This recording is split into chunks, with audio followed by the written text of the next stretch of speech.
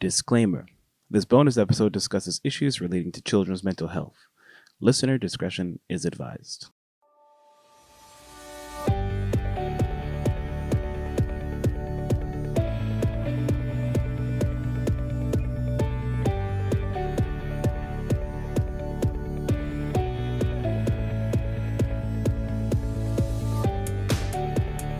You're listening to a Chatting with Casey Children's Mental Health Week special. Episode 3. Toronto Isn't Everything. Mental Health Across the Province.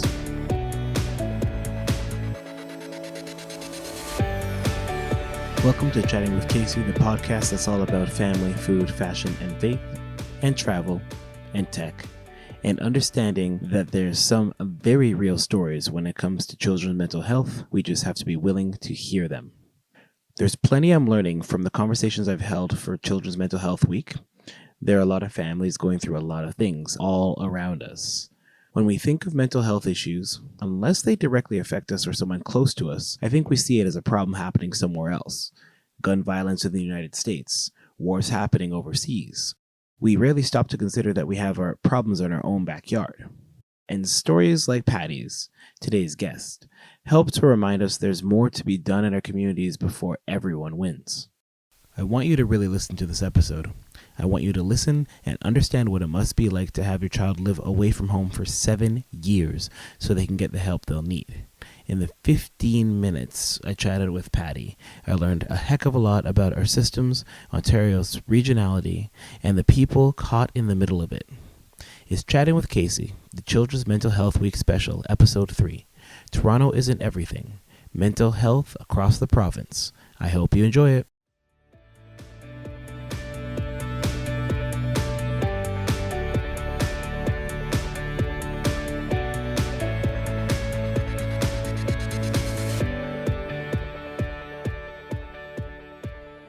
Hi, everyone. Thanks to joining this conversation. We're here with Patty Rantala. Patty, how are you doing today? Damp and cold in Thunder Bay. Ooh, Thunder Bay. That is a place that is far north, has great Persians, and, is very far outside of the Greater Toronto area. Yes, exactly. I think those are all like accurate representations of, what's going on here. So, Patty, one of the things we wanted to do when it came down to discussing Children's Mental Health Week here in Ontario is take a look at the different, outlooks we can have on what it means to be dealing with children's mental health in Ontario. And as you probably well know, things tend to be really Greater Toronto area focused most of the time. Yes. So we figured, what can we do to further the message and to really look at what things are like outside of the GTA? So why don't you tell us a bit about yourself and your experience with this? Okay, my youngest son has autism, and for various reasons, he had to leave Thunder Bay to reside in a group home in Southern Ontario. In 2011. So we're coming up on our 8-year anniversary of him leaving Thunder Bay. And it's been very, very difficult. He's doing really well where he is, and they have great services. And that's one thing that we don't have in Thunder Bay is residential services for a lot of the complex special needs kids here. And we're trying to campaign with MPPs and other politicians to even reallocate funds to open homes here in Thunder Bay. So other kids don't, my son's an adult now, but it's so other kids and families don't have to go through this. So you're really championing for the children to come in the future. Yes, bring our kids home, keep our kids home, and keep our kids safe. Fair. I mean, one of the things I've heard about from other conversations I've had so far is, there's so many layered issues at hand where, now that your son's an adult, it's like they hit the reset button as soon as they hit 18, and now they have to go through another gauntlet of, forms, processes, everything like that to get the help they need. Yes, exactly. And it's a whole different pot. it was costing the government, the ministry, everybody, taxpayers, probably $250,000 for him to be down there as a child for almost 8 years. And that money at one point in the fall of 2017, there were 3 kids from Thunder Bay out of 4 in his group home from Thunder Bay area. Wow. So there's obviously a need for residential services here. And nothing against the Greater Toronto area. Like he's just outside of Guelph, and it's a fantastic home and organization. But he's missed out on so many family events in Thunder Bay, and this is his home, and he knows that. Thank goodness for FaceTime, and every time we FaceTime, Thunder Bay, Thunder Bay, Thunder Bay. What do you think is stopping, us from making better services out in Thunder Bay, for example? We just need to, never mind cutting the budget for everything. We need to get, the funds and services, and not just autism services. He has anxiety, depression, OCD. So any children or even adults with mental health issues in Thunder Bay, there's a real lack of service here, and the emergency services. I know there's people go to the emergency department, kids with their parents or without their parents, and there's no privacy. Okay. I've been there as a patient for other reasons and heard, younger teenagers, you can hear their whole story because there's no real privacy there. And there needs to be more services, more funding. And people have to realize that children with any kind of mental health issues grow into adults, and then it's a global issue. But I find it. I work in a mental health outpatient clinic, and so I see that end of it. Now, one of the things though I hear from the conversations I've had is that children really aren't heard when it comes down to the issues they face and things like that. I feel like, we try to thrust solutions on issues, but it's not like having a broken leg or, a blood clot or something along those lines. Like the mind is a very different thing altogether.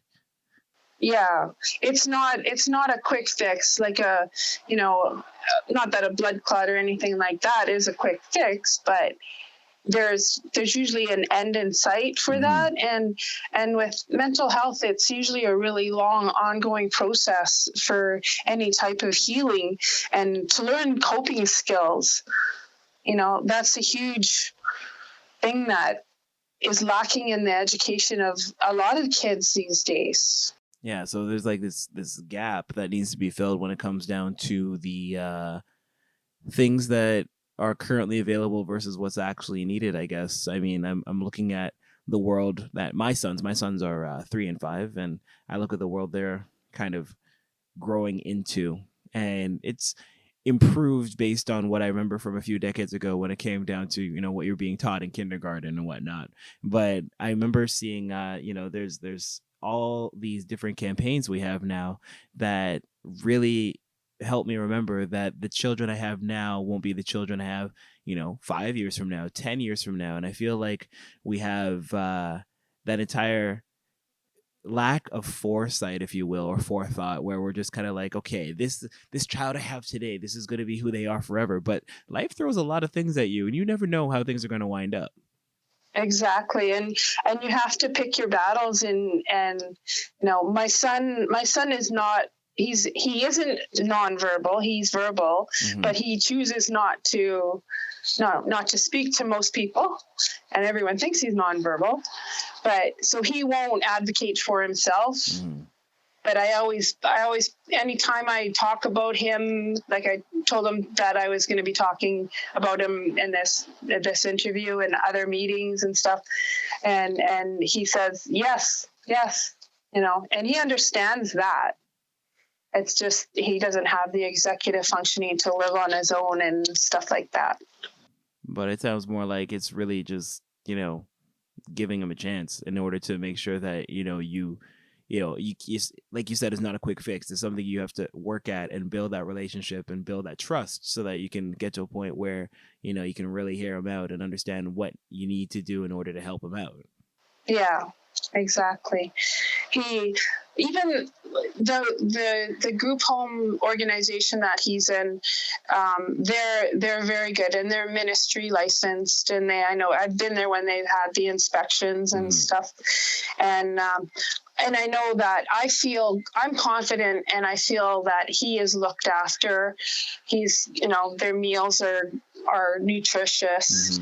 But I know there's been group homes in Thunder Bay that are privately run that aren't licensed, and there's, some of our kids are suicidal, and they're not getting the services they need here, and even not just Thunder Bay, but the whole district. Right. And in the north, they're not getting services. There needs to be more. There needs to be something more for our kids. So, stuff doesn't happen. I'm lucky that my son is safe. Mm-hmm. I'm just sad that he's down there, not with me. The situation could be improved. Yeah, exactly. And that's why I want to, work on this so other families don't have to go through it.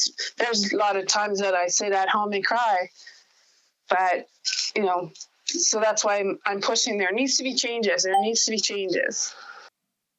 So for let's try to cap it off with this, because I feel like, if you're dealing with the children's mental health issue, you understand a lot of the issues that come along with it. But there's this entire vast group of parents who might not be immediately dealing with it, who think, oh, it might not never happen to me, or it's outside of their realm of things they're worried about or dealing with.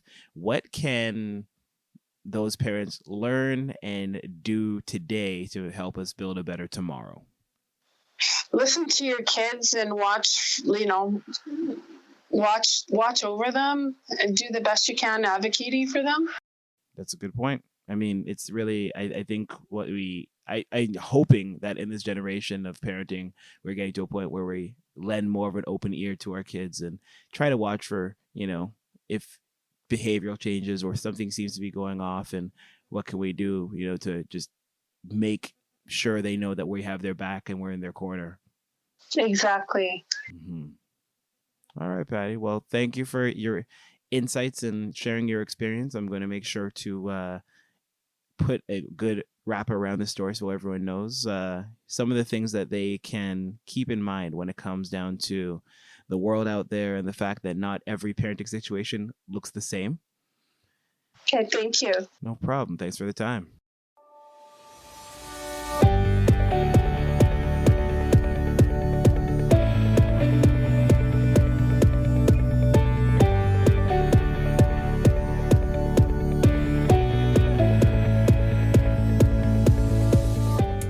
And there you have it. The story of what life as a parent can be like when you have to make some very hard choices for the sake of your children. I'd really like to thank Patty for sharing her family's story with me. It's a story I don't think I'd come across in my social circles, but I'm glad that I and all of you get to hear it. But let's call it a wrap. There are still other stories to tell, and only 1 week to tell them. So if you're looking for more information on Children's Mental Health Week, check out Children's Mental Health Ontario at cmho.org or on my site at caseypalmer.com/Children's Mental Health Week with dashes in between all the words. Don't worry, links in the show notes. In any case, be well out there, and until the next convo, this is Casey Palmer, signing off. Bye-bye.